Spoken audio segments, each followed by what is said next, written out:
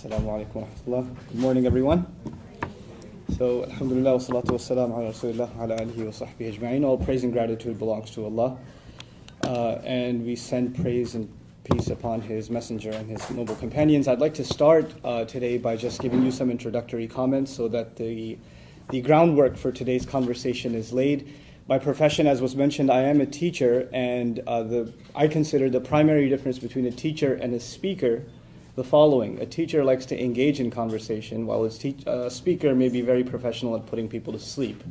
So I'm going to try to act like a teacher today. In other words, I'm going to try to spark as much conversation as possible.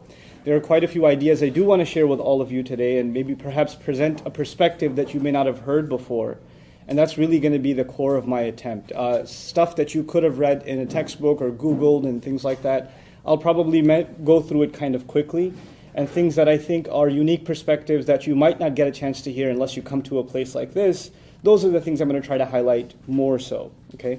Now, you may have questions, and I'm sure you do, that have nothing to do with what I talk about, and that's absolutely fine. And you may have already come here with a bunch of questions of your own. And I do encourage those kinds of questions, but I'd like to keep at least this conversation focused to what I'm sort of dictating. And in our breaks, in our breakout sessions, and especially the dedicated QA session, feel free to ask whatever you like. I don't claim to have the answer to any of your questions. What I can say is, hopefully I do have some, I can point you in the right direction for some of them, and perhaps if I can answer them, I will myself. Okay, so that's basically a little bit of an introductory orientation. Now let's talk about what my subject matter today is going to be.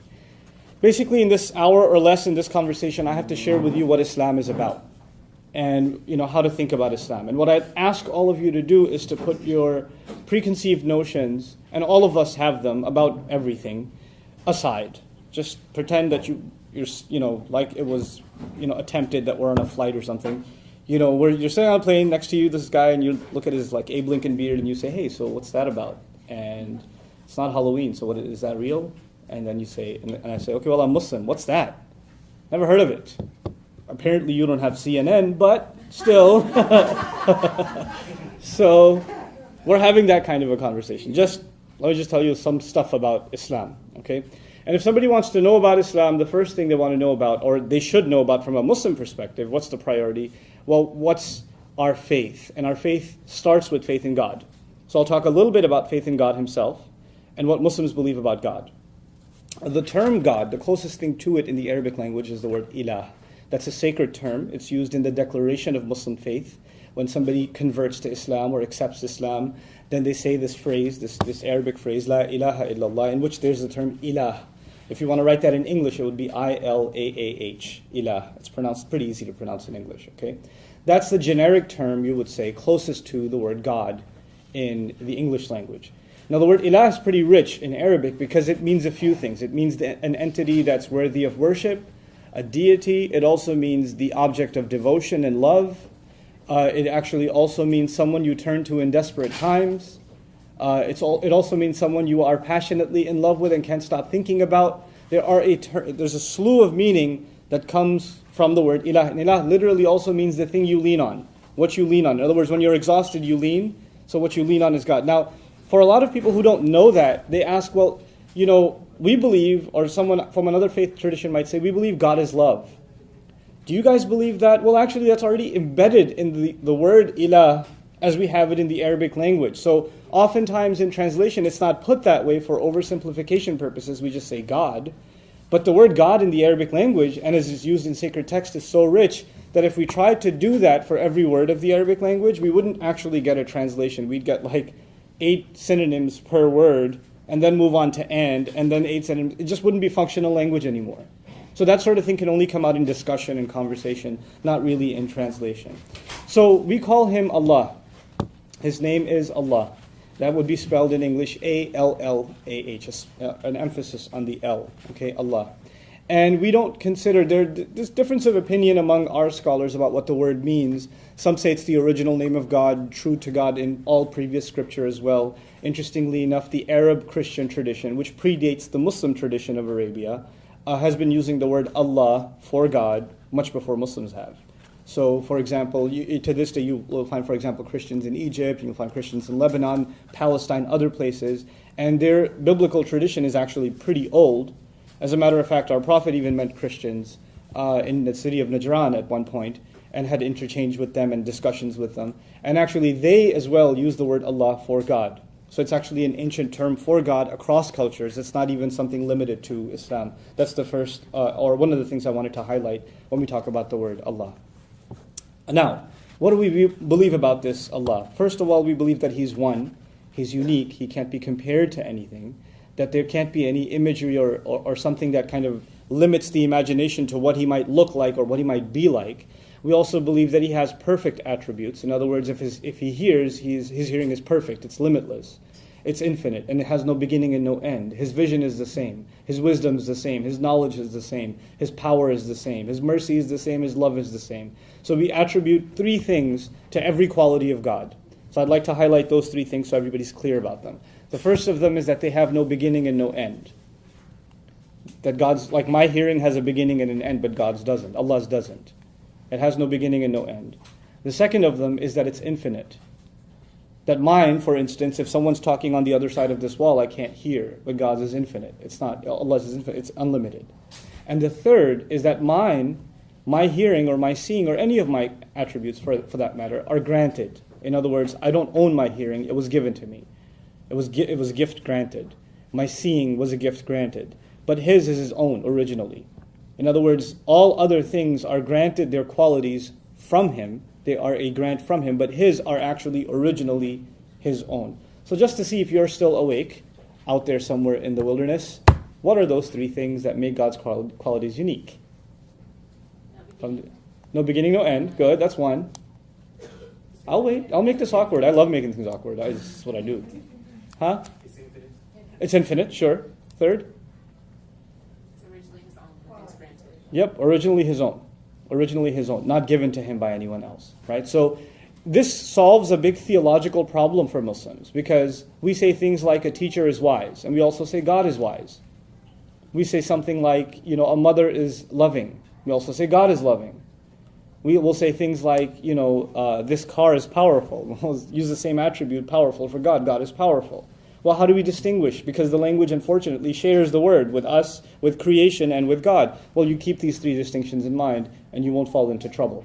And what do I mean by falling into trouble is my next point. In any of these attributes of God, first of all, His oneness, His uniqueness, and in any of His other attributes, if the Muslim says that I attribute that sort of perfection in any way to anything else, then I'm committing the highest crime there is, blasphemy. That to the Muslim is blasphemous. You don't attribute that sort of perfection and that sort of limitless power in any way, shape, or form to anybody else except Allah Himself. No one else gets that. Everyone else, that, for example, life, the living. So God's life is infinite, it has no beginning and no end, and it's His own. My life, however, is finite, it has a beginning and an end, and as a matter of fact, it was given to me. Right? So if I attribute eternal life to someone else, that has no beginning and no end, or something like that, then I've considered the act of blasphemy. Now, we don't use the word blasphemy in Muslim tradition much. Even Muslims from different cultures use the same Arabic word. And that's another tangential point, but only 18% of Muslims on the planet are Arabs. 82% or more, roughly, are non-Arabs. So this is a religion that spans Europe, Southeast Asia, the Africas. Obviously, there's a significant population in the West, here in the United States, also Australia. There's about 1 million Muslims in Australia. It's a global phenomenon. And it's not even an ethnic phenomenon. It's not limited to one ethnicity. And for many, many, many centuries, well over a millennium, the majority has been non-Arab. So even though it started in Arabia, the majority of the people that carry the religion, with no political ties to Arabia even, have actually been non-Arabs. Okay? So this act of blasphemy, of attributing something that equates something else to God, is called shirk. I'll spell that out for you too, S-H-I-R-K. So nothing worse for a Muslim, from his faith perspective, nothing worse than shirk. S-H-I-R-K. Sounds like Shrek, so that's easy to remember, right? Nothing worse than Shrek for Muslims. That'd be confusing. But anyway, so that's the first thing about God. His perfection in every possible way, and how we're not supposed to be doing shirk. But that still doesn't answer a very important question. What do Muslims think God wants from them? What do they think God wants? What's their purpose in life? Why do you put them here on the earth? What are they doing here? So a few things that I want to highlight that, again, I think are unique perspectives. Some of these things you might already know, some you may not. So I'm going to just kind of bullet list them, and so you have kind of a concise view of how we see things in our faith tradition as far as our relationship with God is concerned. The first of them is our purpose in life. Our purpose in life is to find God in ourselves and to engage in a continuous struggle to submit to His will, to accept the fact that we were brought on this earth, and the greatest joy we will ever find is to actually be in servitude to Him. If we can find that willingly ourselves, then we have found our purpose in life. Willing, consensual servitude to God in any respect He wants. Now, when we say someone completely submits to someone else, or someone's completely under somebody else's will, then in the social sense, we actually consider that a form of slavery. In any other context, to take God out of the picture, when someone is in complete submission to somebody else's will, they do what somebody else says regardless of what area of life. In our jobs, there's at least a job description, right? So if you're an accountant, sorry to pick on accountants, then you're only working a certain number of hours, and you're not going to be asked to mop the floor unless the economy is really bad. You're going to be, there's a particular set of things you're supposed to do. Beyond that, if you're told to do them, you say, oh, that's not my job. I'm just an accountant, right? But when you're in absolute submission to another entity's will, in other words, you're in slavery, well, a slave owner can turn to the slave and say what? Mop the floor, do the accounting, wash the windows while you're at it, do my laundry, whatever. He cannot be told, well, that's beyond my job description, right? And obviously, I'm using the term slavery, and it has negative connotations. But I want you to understand something. That in one sense, we do actually proudly accept willing slavery to God as Muslims. We actually call ourselves abd in Arabic, literally meaning slave. I can't give you a politically correct translation. That's what it is. Abd literally means in Arabic, slave. And that is actually the call of God to us, accept yourselves as slaves of mine. Now the difference though is slavery, let's just compare slavery in every other context and slavery in the Muslim context to God. Slavery is willing or unwilling. Does someone enter into slavery willingly or unwillingly? Unwillingly. It's never like, hey, I've exhausted all other career paths, so might as well. No, it doesn't work that way. Never has, never will. Islam, our slavery to God is already unique because He's saying, فَمَنْ شَاءَ فَلْيُؤْمِنْ وَمَنْ شَاءَ فَلْيَكْفُرْ. By the way, whenever I quote something in Arabic, I'll translate immediately. Whoever wants, they can come and believe. Whoever wants, they can walk away. It's your choice. So it's already different because it's willing. Second, a slave would have to be a slave in every matter of life, right? Everything he does is up to the master's whim. God basically says, it's very beautiful in Islamic literature, the Qur'an says, وَعَمِلُوا الصَّالِحَاتِ, which actually says they do the few good things expected of them. In other words, God didn't make a long, endless list of stuff you got to do. There's a very short list of do's and don'ts. Take care of this and you live your life. Take care of this and everything else, you do however you do it. And even those few things, they're actually very, very few. There are very, very few restrictions, and there are very, very few obligations. You meet those, and you're in the clear. Other than that, enjoy life. Do whatever else you want. And even in those few restrictions, what God continuously explains is He only put them there because not putting them there will put you in harm's way. Our scholars traditionally explain God's restrictions like medication for a sick child. Which child? I have 6 kids myself. Yeah, seriously, 6. What child ever likes to take medication? I mean, honestly. But is it necessary? Yeah, and it's painful sometimes too. And the mother is forcing cough medicine down her son's throat, and he's yelling and screaming, and he's saying, I hate you, Mom, I can't believe you're doing this to me, why would you do this to me, etc. But at the end of all of it, that is an act of love from a mother. It's a painful act of love, but it's still an act of love, because she knows something the child doesn't. She understands something the child doesn't. And in some sense, some of the restrictions of Islam are explained in that way. In other words, عَسَىٰ أَن تَكْرَهُوا شَيْئًا وَهُوَ خَيْرٌ لَكُمْ وَعَسَىٰ أَن تُحِبُّوا شَيْئًا وَهُوَ شَرٌ لَكُمْ. God says, maybe you hate something, but it's good for you. Maybe you really like something, but it's no good for you. Wallahu ya'lamu wa antum la ta'lamun. Allah knows and you don't. Just trust me. So it's not a long list of prohibitions, it's a short list, and outside of that, you're free to live your life. Now, so that's the first thing. The second thing about us and God is that He created two lives for us.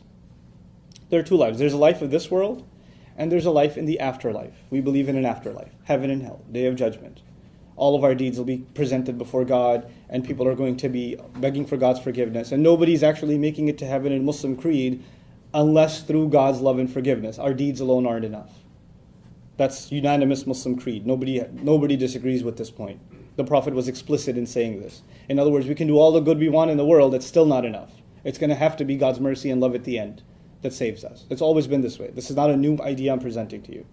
But regardless, there are two lives. One that we live here and one that we live there. What's important to note in Islamic tradition is that God expects us to beautify and build both homes. He expects us, now this is unique, you might not have heard this before. God actually expects us to build both homes. As a matter of fact, yesterday's Friday sermon that I had to do in Plano, I was explaining one singular verse of the Qur'an in which the terminology uses وَاسْتَعْمَرَكُمْ فِيهَا. He wanted you to build on the earth. He wanted you to build. And isti'mar is used in Arabic when you build something that lasts a long time, and while you're building it, you don't end up destroying other things. In other words, you build what you would call in the modern sense sustainable societies, eco-friendly societies, societies in which the few that are building major corporations and cities are not doing so at the expense of others that are being economically manipulated, right? So the idea of building something that anybody can benefit from, right? And so God goes out of His way in the Qur'an on countless occasions. It's really hard to put a count on this, to describe how beautiful the earth is, to describe how gorgeous mountains are, what a joy rivers are, what a great thing even, the desert Arabs didn't have a lot of that stuff. So he'd even talk about camels and how awesome they are. And the stars, because they really didn't have much else to look at, right? So at least the stars are pretty cool. So you talk about the stars. Even you can find beauty too. Even you can find beauty, And so you talk about these things to let us know that the life of this world, worldly existence, is not a curse. We're not damned here. We're blessed here. We're blessed here. Just stay away from these few restrictions, abide by these few regulations, and this world is beautiful. And your job is to make it beautiful and build it. And now, of course, when you build something, when you ask your child, I ask my child, hey, build me a castle. He says, buy me the Legos first. You can't build something until you have the ingredients, right? So he says, وَجَعَلَ فِيهَا أَقْوَاتَهَا in the Qur'an. He put in the earth all of its inherent powers. In other words, all you will need to make this world a beautiful place for yourself and others has been put in this earth. And human civilization has been here for quite a long time, and we've had resources enough for everybody. Now, it may not seem that way because of the varying economic situations of many countries, right? And economies, and the first world, second world, and third world, and all of that, right? But from the faith perspective, we believe actually there are enough resources for all human beings to live well on this earth and live in a healthy and a fair way. Okay, so that's our faith perspective on life in this world. You don't choose the next life for this life. You don't abandon the concern for the next life for this life either. You balance both of them. In other words, we live a spiritual existence while being involved, greatly in this world at the same time. So there's nothing materialistic for a Muslim in, for example, running a multi-million-dollar business. There's nothing wrong with that. However, there is something wrong if that's his goal. So that's the other subtle point. So you can engage in this world, but it can't be your goal. Your goal is higher. Your goal is to do something that benefits others. And your goal is, if you really want to build a home, your goal is to build your real home in heaven. And so all that you do here is only a means to get there. Okay, so do a good job and enjoy it while you're doing it here, but make sure you're building your next life. And what's the easiest way to build your next life? This is another important Islamic concept. It's the concept of what's called sadaqah jariyah, continuous charity. Now what does that mean, continuous charity? It actually means if I leave a good legacy behind, I'm only going to live so many years. I don't know how long I'm going to live. If I can do some acts of good that actually live longer than I do. For instance, I go to a desperate location where education, for example, is a desperate need, and there aren't any resources. And I help set up a school. let's just say hypothetically speaking. I help set up a school. And the school takes off, and now children are getting a good education, and they're building a better and better society for their for the next generation. And this school takes off, and it goes on. It's now 200 years old. I left the world a long time ago, but every student who graduates from that school and does something good in life, I have a share in. I get commission out of that. That's called continuous charity. The Muslims are supposed to build their afterlife not just through good works of their own, but to to invest in opportunities of continual good. And that's how we see preparing ourselves for the next life. Like my motivation to teach, for instance, I was not originally a teacher. I wasn't even a public speaker. I was a nervous wreck when I have to speak in front of people. But this last month I had to give a sermon in front of 15,000 people in Malaysia. That was pretty nerve-wracking. But I've pushed myself in this direction, and my teachers did also. And one of the most motivating instructions or teachings from our religion that pushed me in this direction was a saying of our Prophet, in which he said, ﷺ, خَيْرُكُمْ مَنْ تَعَلَّمَ الْقُرْآنَ وَعَلَّمَهُ. The best of you are the ones who learn the Qur'an and teach it. The best people are the ones who learn this book of inspiration and give this inspiration to others so they can do awesome stuff. That's what I've been doing for the last, 12, 15 years. I lost count. That's what I've been doing. I also feel in our next session, not this session, but our next session, I'm going to talk to you about how I believe the Qur'an, one of the most popular books on the planet, like it or not, most popular book on the planet, most well-read by many statisticians, and if not the top, then up there, even if you disagree with the statistics, is actually one of the most misunderstood texts in world history. One of the most misunderstood and underestimated, overlooked, by Muslims and non-Muslims. And I'm going to highlight some of that stuff to you in our next session. Like what do I mean the Qur'an gets overlooked? Or some things in it just people don't even know it's there. Right? So we'll talk about that in the next session. Anyway, coming back to God's expectations from us. The first one was just a few restrictions. Don't do blasphemy. That's one expectation from God, right? The second one is build a good home here so you can build a good home there. And how do you build a good home here? By making sure you do things that benefit not just yourself but others.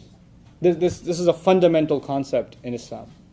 As a matter of fact, there's really beautiful tradition in our history where we believe that there are sayings of the Prophet about the end of times and when there's going to be great war and catastrophe. The biblical version of that is the Armageddon and all of that sort of thing, right? So major catastrophic events happening in the world. And the Prophet said when the Antichrist shows up, and we believe in the Antichrist too, when he shows up and one of you is busy planting a seed. Now, the companions of the Prophet are sitting there listening, the Antichrist has just shown up. The devil manifest. It's come out. Great war is coming. And you were just busy in your backyard doing what? Planting a seed. What should you do? Drop it and run? He goes, no, finish planting the seed. He said, finish planting the seed. Now what does he mean by that? He means don't be overwhelmed by world events.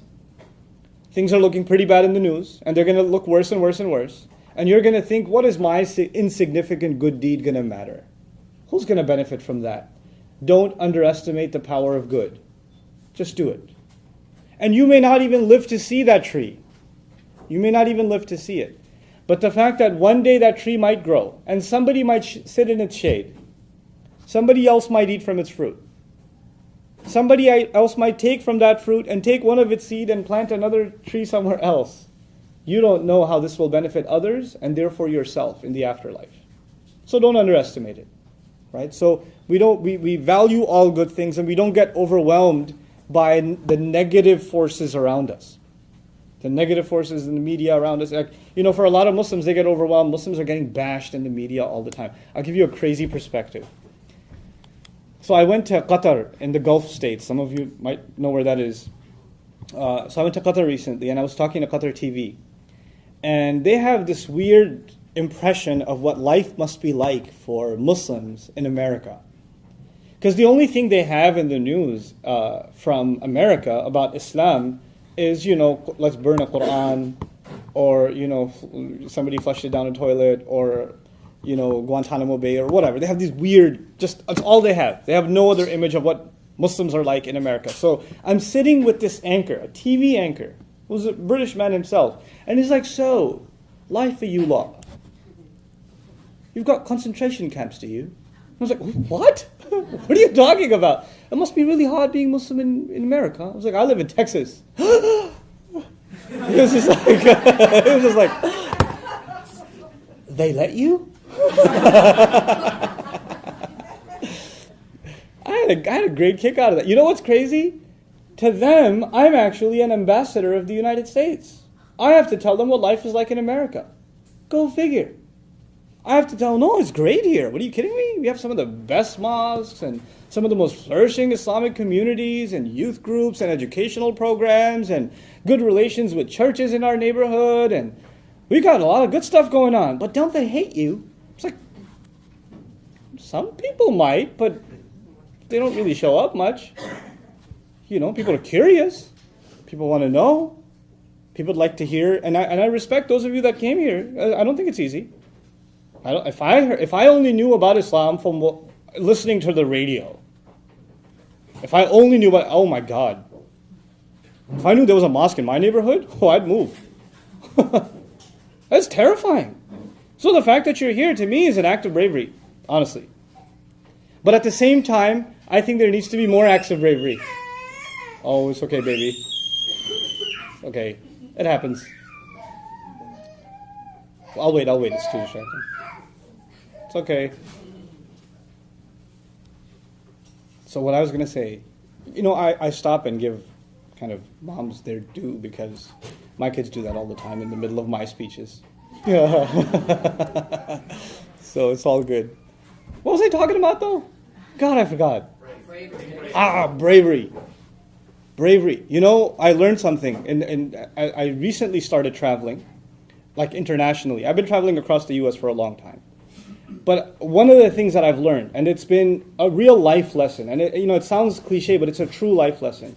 It's so easy to dehumanize people and to simplify what they're all about without ever talking to them. It's so easy.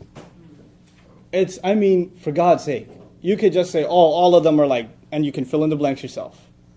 They all must be like, and fill in the blanks yourself. Because you and I haven't actually made, in my opinion, enough of an effort to actually make connections, to make real connections, to talk, and to talk in a civil way. You know what? A lot of times what you see on talk radio, or what you listen or hear on talk radio or see on TV, that's not how normal people talk. That kind of overly aggressive, I'm going to shove this in your face, I'm going to put you down, I'm going to show people how evil you are. That's not how normal people engage in conversation. So a lot of times we hear so much of that, we figure the only time we're going to talk to the other is we're going to talk in that way. Right? That's not healthy. It's not normal. You know? We want to be able to have normal conversations. And we should be able to have perfectly fine disagreements. I'll tell you a really cool story from last week. A person I don't know came to me from McKinney. You guys know where McKinney is? It's almost Mexico. No, I'm kidding. But he came from McKinney. He drove all the way from McKinney to my office in Irving. Wanted to see me. He says, I've seen your YouTube videos. I wanted to talk to you. Sat me down. We're sitting down talking. He goes, well, you know, I became Muslim about 10 years ago. And that's around the same time that my wife, who was Muslim, converted to Christianity. We hadn't met each other yet. So they met each other in college. And they got married. And around like 5 months after, he became a Muslim from Christianity, and she became a Christian from Islam. And they got married. Okay? And they have, 3 kids, and they're living together, and he's very devout in his Islam, and she's very devout in her Christianity. I mean, her dad went on to become a pastor, and her brother's becoming one too, and they're very devout in their Christianity. And they talk about their faith all the time, but they never fight. They talk about their faith all the time, and their disagreements. But they never fight. And he, as a matter of fact, for the last 10 years has been going to church with her. He doesn't join the worship service, the prayer service. He'll listen to the sermon every single week. Everybody at the church knows the guy. Everybody. And I hear that and I say, man, people need to know about people like you. Because we think that these conversations in a civil way, in a friendly way, can't exist, much less to imagine that they exist in a civil way inside one loving household. That's crazy. That's unheard of to me, but it's happening. There are real people that are having those conversations. So if that can happen inside one family without conflict, it can certainly happen in our communities, right? Now coming back to Islam itself, perspective, I figure. Drop it on you guys. That's a really old iPhone ringtone, by the way. It's really time to update that. That's when the first one came out. Seriously? Okay. Anyway. So, this world is, I mentioned already, this world is not a punishment. It's a place to live a wonderful life, right? وَجَعَلْنَا لَكُمْ فِيهَا مَعَايِشْ. The Qur'an says we put means in here for you to live well. I already mentioned that to you. Now a little bit about Muslims discussing with people of other faiths. What does God tell us about how we should interact with people of other faiths? This is, again, I think, going to be a unique perspective. I think. I didn't hear it enough. Not from others. So I have to share this with you. So there are two perspectives in Revelation. When I read Revelation, I am a servant of God trying to understand His Word. Much like a Christian would try to understand the Bible. Much like a Jew would try to understand the Torah or the Talmud, etc. Much like that, a Muslim is trying to read the Qur'an and understand God's words to him. He's coming to the book as a humble student, as thirsty for wisdom, thirsty for guidance. That's why we come to sacred text. Okay. God, however, doesn't have to be humble. God's not humble. God's all-powerful. We have to be humble. God's the authority. He can speak how He wants. And He speaks from a position of authority. I mean, look at a courtroom, for example. The judge doesn't speak in a humble way. Who does? The guy taking the testimony at the stand. You understand? Like, he's in a position of judging and authority. He's not going to tone it down. I've been watching Judge Judy since high school. She doesn't tone anything down. You, be quiet. Now the thing is, I'm going to give you this crazy example before I turn to the Qur'an itself to help you understand this perspective. How many kids do I have? Pop quiz. 6. Very good. Okay. 6 kids. One of them got in trouble. And I say, come here, young lady. How come you didn't show me your report card? What's that about? How come your teacher had to call me and tell me? How come I'm talking to her. And she's standing there. I'm so sorry. And then my other daughter walks in and goes, yeah. You should have shown it the first time, young lady. Now at that point, who's also in trouble? Excuse me?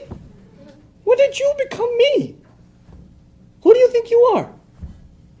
I speak from a position of authority. And just because she agrees with me or she's my daughter, we have a relationship, does not grant her the same what? Authority. It doesn't.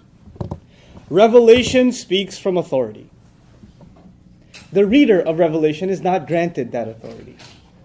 You understand? Now let's talk about an example.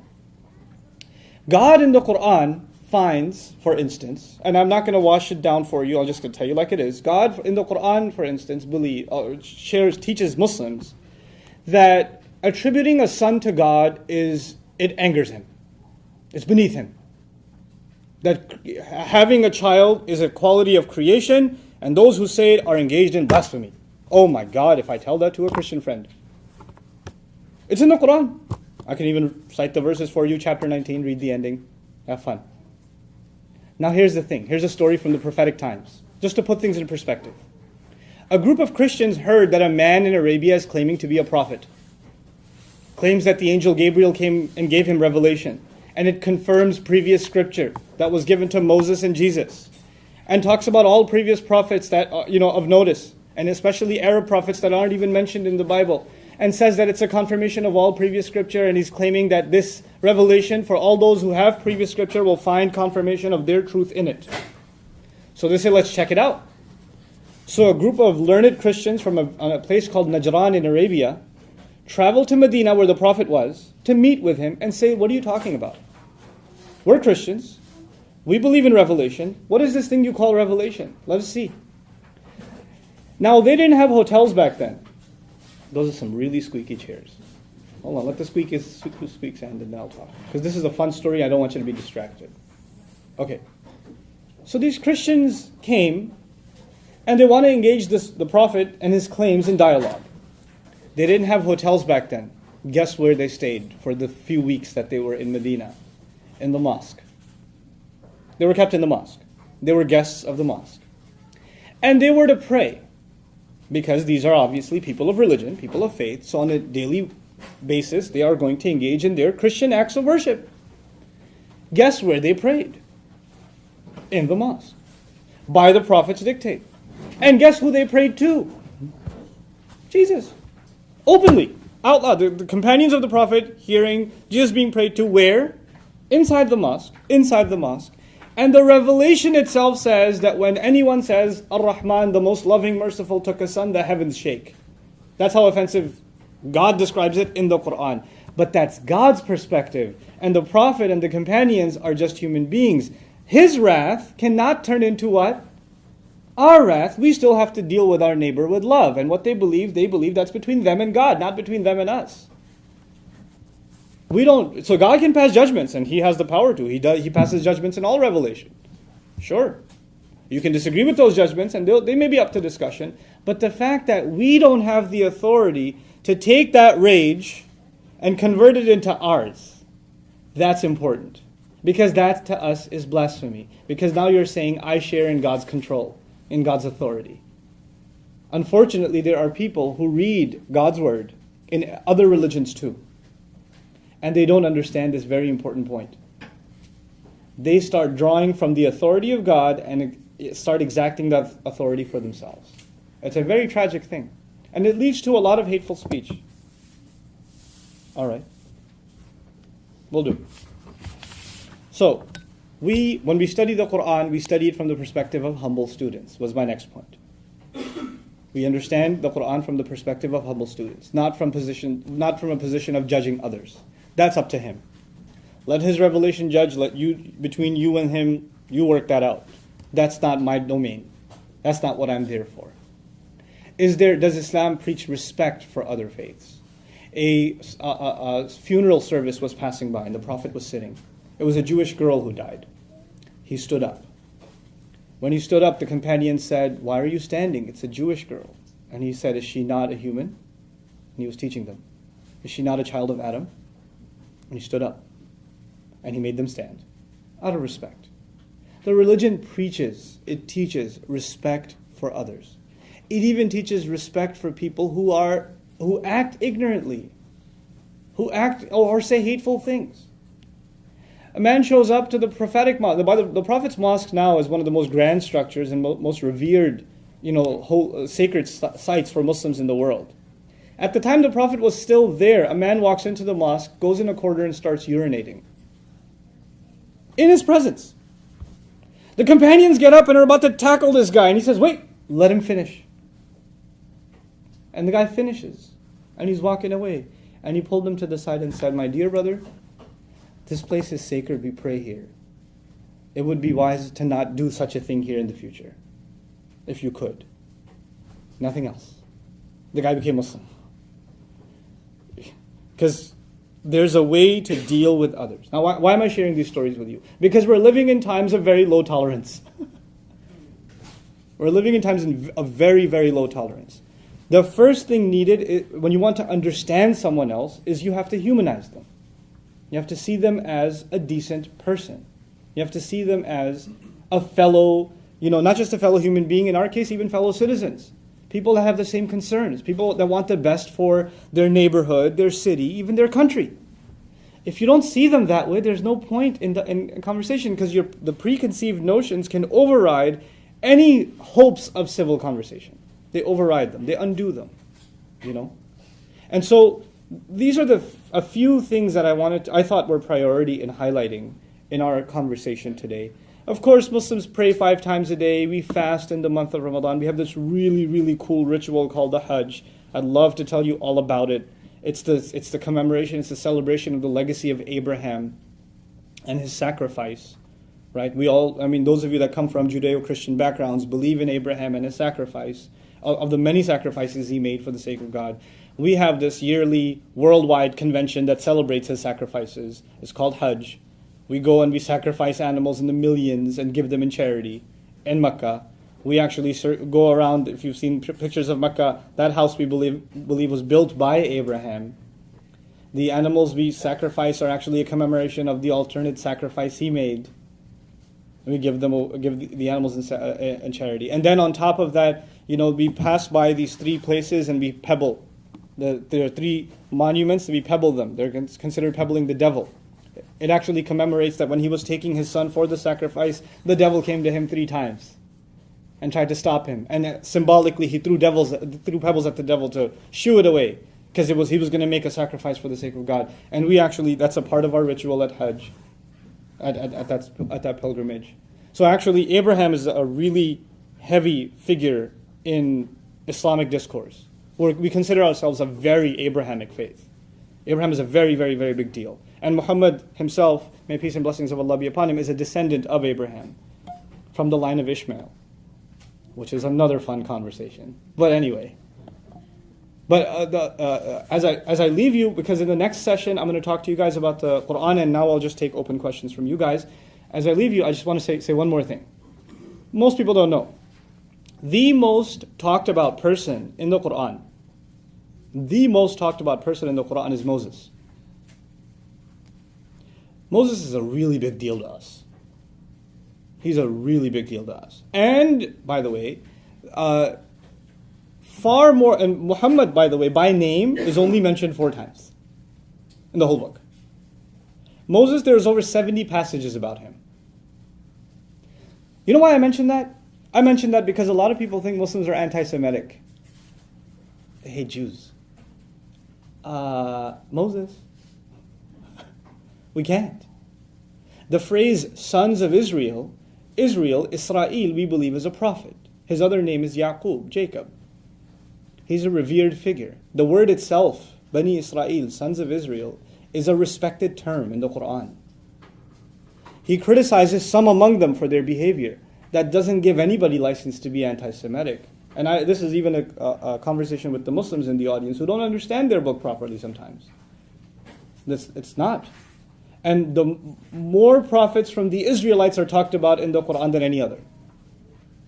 These are an honored people. God chose them. God gave them great honor by giving them many prophets and many revelations. And they are a huge chunk of our own sacred tradition. They became a necessary part of our sacred tradition. There's no way we can have hateful attitudes towards them as a people. However, what the Qur'an does do, and you might have read it too, it highlights certain bad behavior that some among them did. And the purpose of that is to leave an example, don't be like that. Don't do what those among them did. And here are the mistakes they made. You don't make those mistakes. That's the purpose of history in the Qur'an. Not to incite hate, but actually to teach lessons. Good role models and bad examples. Both.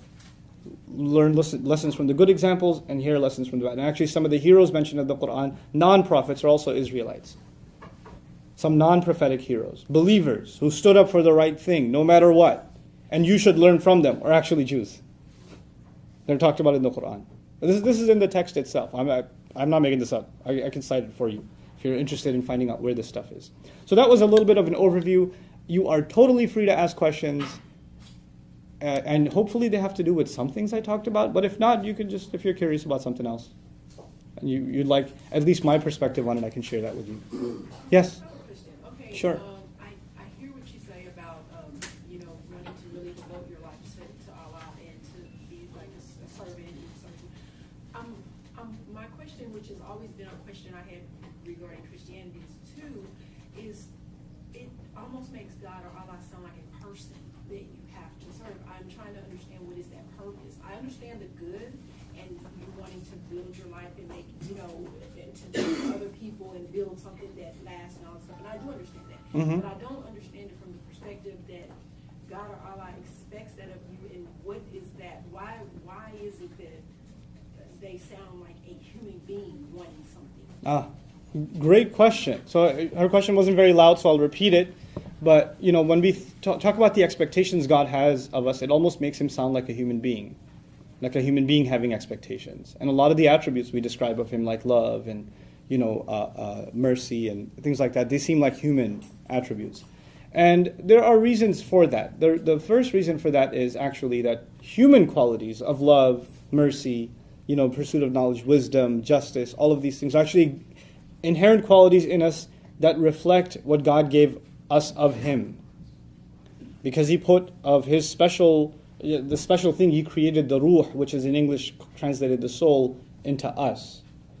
Now, and it resonates with us. Now, we don't believe that God is a human or human-like, but we do believe in a personal God.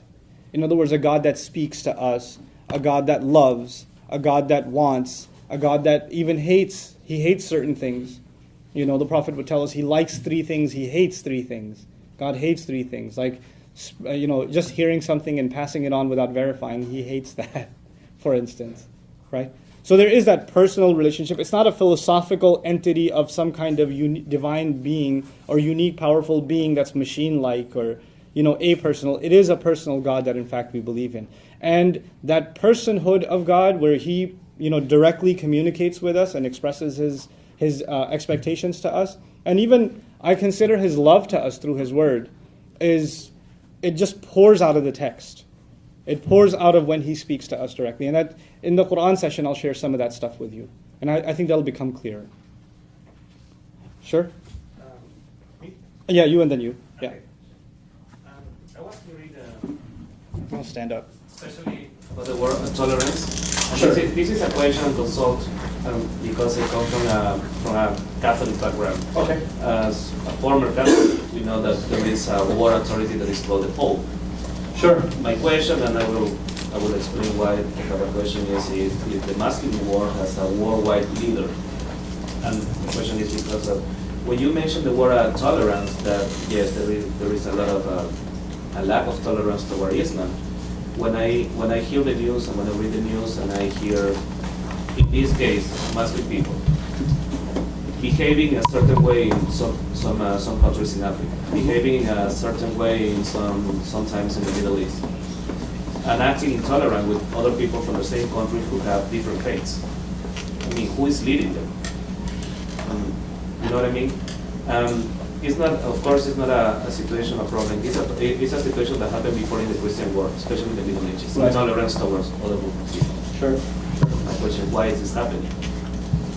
Well, I think the postmodern context is a very difficult context for, not just for religious groups, but for countries and nations. The world is recalibrated, right? And what religion meant 100 years ago is not what it means now. And the way that religious communities are organized, it actually also has a lot to do with the kind of stability a country enjoys or doesn't enjoy.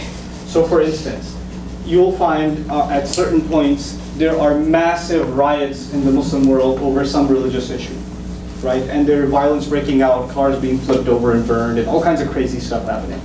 And at the same time, you'll find some other countries, Muslim countries, where none of that's happening, and they're also very conservative, religious Muslim countries. And if you look at the differences between them, it's pretty interesting. It actually is directly correspondent to the number of educational institutions, infrastructure, transparency of government, et cetera, et cetera. So for example, when riots were happening in, over, this YouTube video thing that you remember maybe almost a year ago now, right? Riots were happening in Libya and Pakistan and Bangladesh, all over the world, right? Turkey was calm, and Malaysia was calm, Indonesia was okay, there's no big deal, nothing. Why? Because, and they're also very Islamic governments. They're very religious countries. But I think a lot of the chaotic situation actually has to do with a lack of education overall, not just religious, but lack of education, lack of economic opportunity, lack of infrastructure, corrupt government institutions from the bottom up. So from the village, you have the village leader who sucks up all the money, and the farmers are starving. And then from there on, in the city governments and other, it builds. And that kind of frustration, it's like people are ready to explode. You just need to give them a very small reason. And it goes on fire. And this is really, and it's continuously happening, right? It's continuously happening for this reason. Like the Arab Spring, there's a lot of talk about the Arab Spring, right? And what it means and how it's going on. Look, the undercurrents of the Arab Spring are not religious. The undercurrents of the Arab Spring are, you have dictatorial governments that have been economically suffocating their people for a long, long, long time. And things like freedom of speech, freedom of the press has been suffocated for a long, long time. There's only so much before it boils over. There's only so much. In the Qur'an we learn, interestingly, that the Pharaoh, who enslaved who? You guys should know this. The Pharaoh enslaved who? Hebrews. The Hebrews. The Pharaoh in the Qur'an actually is deep inside afraid of the Hebrews. And we're like, what? He's enslaved them, he's got them on lockdown, he can slaughter them when he wants. But he's afraid of an uprising. He's afraid of an uprising. The people you oppress the most are the people you're scared of the most, actually. Right? So that's on the political front, but that does make for some pretty interesting conversation. I'll take a written question, and then I'll take your question, sir. So there was a question. Is it true that you pray to both evil angel and God angels? So why would you pray to evil in your faith? Do you believe God is a schemer? No, we don't pray to angels, and we don't actually believe there are such a thing as evil angels also. And we certainly don't pray to angels. We believe angels are servants of God in some sense like we are. And they carry out God's commandments, so we don't pray to them. The only one we rely on and pray to is God himself. Do we believe God is a schemer? The Qur'an's response to that actually is وَمَكَرُوا وَمَكَرَ اللَّهُ وَاللَّهُ خَيْرُ الْمَاكِرِينَ. It's beautiful. He says people who scheme evil make their plots, and Allah makes a plot to undo all of their plots. So we learn in the Qur'an on multiple occasions that God does extensively and secretly plan against enemies. That's only when they have an elaborate plan. You know, and then at the end of it he says, "Wallahu khairul makirin," and God is the best of all planners. At one time, Jews, Christians, and Muslims lived in peace, harmony as readers from the book. When was this? What happened? Well, it wasn't that long ago. I mean, I had one of my teachers is Palestinian. He comes back and forth from to the U.S. He teaches a little bit and he goes back. He's about 60 years old. So he was living in Jerusalem pre-occupation. So before the occupation, he was living there. And his neighbors were Jewish and Christian. And they got together for tea every morning. Then the bell rang for the church. And then the Christian friend would go pray there. And the Jewish friend would go to the synagogue and pray. And he'd go to the mosque and they'd come back and play chess together.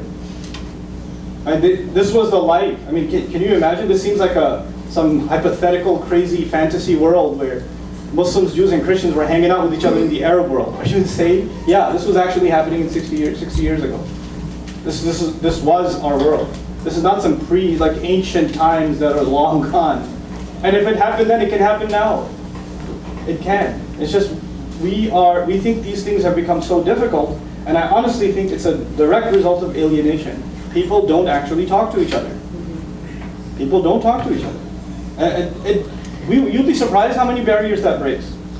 Anyway, so yeah, what happened was stuff. How do Muslims or Islam view homosexuality? It's a good question. Why do you pray 5 times per day? Shouldn't people pray simultaneously? I'll address both of these, okay? So why do we pray 5 times a day? We actually pray at least 5 times a day, and we pray spontaneously all the time. That hopefully answers that question. So you got to meet a minimum requirement. Okay? You meet a minimum requirement, you show up, and you report back to God after a few hours and say, hey, Lord, I did this. And you recite his revelation, stand in front of him, drop everything else, refuel like a car, then go back out there. Then engage the world, and a few hours later come back, talk to him again, drop everything else, refuel, go do it again. So that's 5 times a day. And we do, as a matter of fact, pray spontaneously all the time. All the time. And on top of the spontaneous prayers, we have even situational prayers. A prayer to enter the mosque, to leave the mosque. A prayer to go into the bathroom to seek refuge from filth. A prayer when you leave the bathroom, to thank God for leaving your body of what would have been harmful to it. Just, we utter words, special words for occasions, just to remind ourselves. They're prophetic prayers for beginning your food and finishing your food, putting clothes on, buying new clothes, entering into a store, walking out of a store, going to work, getting in your car, getting out of your car. They keep coming. So many questions. Okay. So what was the other thing? Homosexuality. Islam gave us the right, Muslims the right, to judge behavior, but not people. Who gets to judge people? Allah does. That's it. Done deal. He says, our revelation believes homosexuality, the act itself, the final act itself is wrong. The tendency itself, the Qur'an is silent on. It didn't give a position on when somebody has those feelings and somebody has that thought and they're fighting that urge, etc., etc. then actually, historically in Islam, there have been counseling even 1,000 years ago. There were people who reported to have those feelings, and they were given the counsel to fight their urges, but not engage in the act itself. The act itself is considered evil, and it's considered the same as fornication, an act outside of marriage. So Islam has a pretty strong stance on that too. That is not to say that if somebody, a homosexual sitting in the audience, that I'm going to judge them. I don't have any license to. I have no such license. And that's really that line that so many people fail to draw. So many people fail to draw. Look, and there are things Islam says, many Muslims, for example, in the United States aren't very practicing. Right? They don't really practice a lot of the regulations I talked about. The few of them, they don't practice them. But that doesn't change the fact that those are the regulations. So if I was asked to talk about Islamic regulations, I wouldn't say, well, maybe I shouldn't talk about this to a crowd that's not that practicing, they might find it offensive. No, you can do what you want. That's not my business. My business is to tell you what it says. You decide what you do with that. That's not me, But that is its stance. We do not condone the homosexual act itself, and it's talked about in the nation of Lot is mentioned in the Qur'an, and that discourse with the angels, that story. I think the biblical narrative is there too. That is in the Qur'an. Sure. Please provide citation of Beautify This World that you mentioned earlier, Surah number 7. Surah number 7, first 2 pages somewhere. I'm not digital, but I can pull it up for you if you come to me after the break. Could you elaborate on your understanding of evil? Where do you believe evil comes from, and what do you understand Satan to be? Satan is a jinn. There are 3 kinds of creatures that have choice: human beings, angels, and jinn. Jinn, we believe, are made of smokeless fire. We believe that Satan was a jinn. The difference between angels and the rest is that angels obey God unconditionally. They are creatures of light, and they obey God unconditionally. Satan was originally a jinn who believed in God and worshipped him in our tradition, and worshipped him so much willingly that he was even given a rank above angels. So he commanded an army of angels, even though he himself wasn't one. Then finally, the fateful day comes. Adam is created, the soul is blown into him, the angels are commanded to prostrate. He refuses. And he refuses in our creed because kana min al-jinn, he was from among the jinn, not among the angels. And so he made the choice to disobey. Now he then, from then on, commands an army of 2, an army of jinns. Not all. Some jinns are Muslims. Some jinns accept the faith, because they are creatures of choice also. And an army of people who don't even know he's controlling them.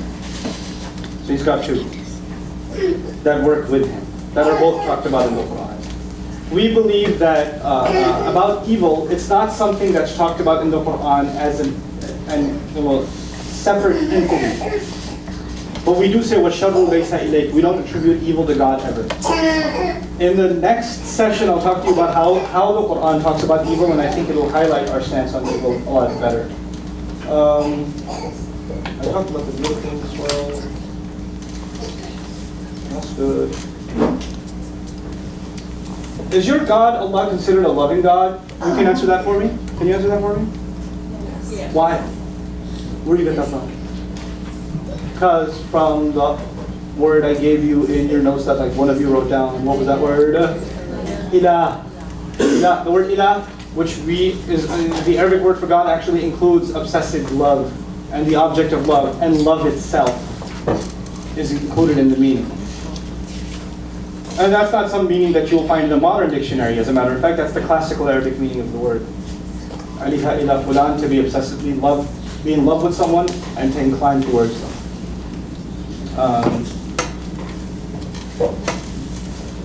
Is your God considered a loving God or a mean, angry God, as in he punishes people for their sins? One of my favorite quotes from the Qur'an. Oh, you're going to love this one. I don't know if you're going to love this one. I love this one. مَا يَفْعَلُ اللَّهُ بِعَذَابِكُمْ. He says, what's God going to get out of punishing you anyway? I love that one.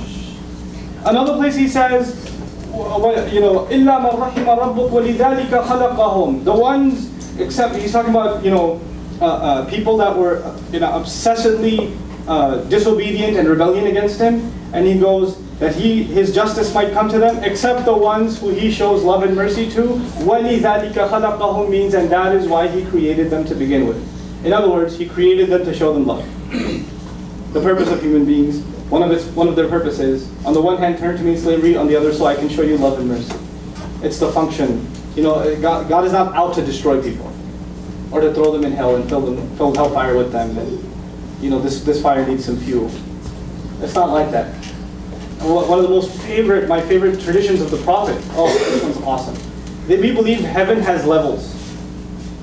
7 heavens. Okay, there are 7 levels of paradise, of heaven.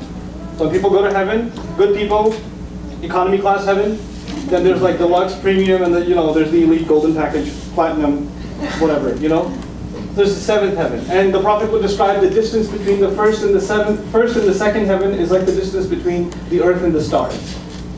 So they're far ways apart, right? And of course you would imagine the highest kind of heaven would be for what kind of people? Like super awesome people, in other words, not myself. Like these must be some really, really good people that are up in where? The 7th heaven, the highest heaven there is. The Prophet tells us that God built a house in the 7th heaven for every human being on this earth. He built a house on the 7th heaven for every human being since Adam. Some people didn't want to go. Some people just refused. The house is waiting though. You know what that tells you? What that tells you is God has an expectation that you'll make it. He's already signed you on, not signed you off. You know how some teachers write you off? Sometimes parents write their kids off. He's not written us off. You don't build a house for someone if you don't expect them to show up. He built it. It's waiting. It's waiting. So we don't even aspire for the lowest. We aspire for the highest. Yeah. So is there any concept of purgatory? No. But there's a temporary place on Judgment Day called s.w.t, the heights. It's called, the 7th chapter begins with that. It's a brief reference to that, which means on Judgment Day there are people whose deeds are weighed and their forgiveness and all of that. And some people end up exactly at middle. Just enough good, just enough bad, and the scales are even, and they're not flipping to either side. And they're on top of these heights, and they can see hell on the one side and heaven on the other. And then they pray to God, and then Allah, heaven. Yeah. Going back to the question that someone asked about with angels and archangels, you said, I don't quite know what you said that prompted me to think of it, but then you said you believe Satan is a jinn. That's right. And commands other jinns. Right.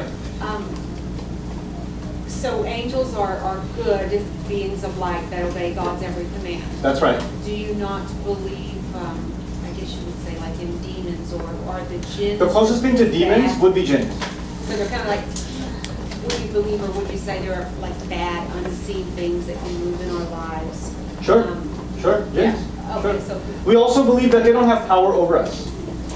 We believe they can take control. They can, but if we grant them that. Exactly. And we also believe that people who resort to like trinkets and like symbols and turn to other things for protection. Like people put some things around their neck, amulets, what that does, this is exactly what they want. They want you to look for protection in something other than the unseen God himself. That's what we believe. So it's when you seek his refuge, you're safe. When you start seeking refuge in anything else, any object, once I put this scarf on, I'll be okay, or once I pour this on myself, I'll be fine, etc., then you've attributed protection to something other than God. And that's what they wanted to begin with. That's what they wanted, yeah. So I have, in my home above the door, I have a crucifix with the corpus on it. That was my great-grandmother. She was Catholic and she used it. I don't pray to that when I pray, but I mean, I'm not attributing any power to that. It's just a reminder to me. So that goes back to the intention, doesn't it? When something's a reminder, it's just a reminder. When something's there and you look at it and you say, thank God it's there, it's protecting the house, then it's a problem. So it's a matter of, two people could be doing the same exact thing, but their intentions are what changes everything, right? So it's, and our faith, by the way, intentions are everything. إِنَّمَا الْأَعْمَالُ بِالنِّيَّاتِ, the Prophet said. All matters, all things you do are based on the intentions you carry them with. Nothing else has value but the intention behind. And we'll let that be the final word as we break for lunch. Thank you right. so much, Ustadh Nouman.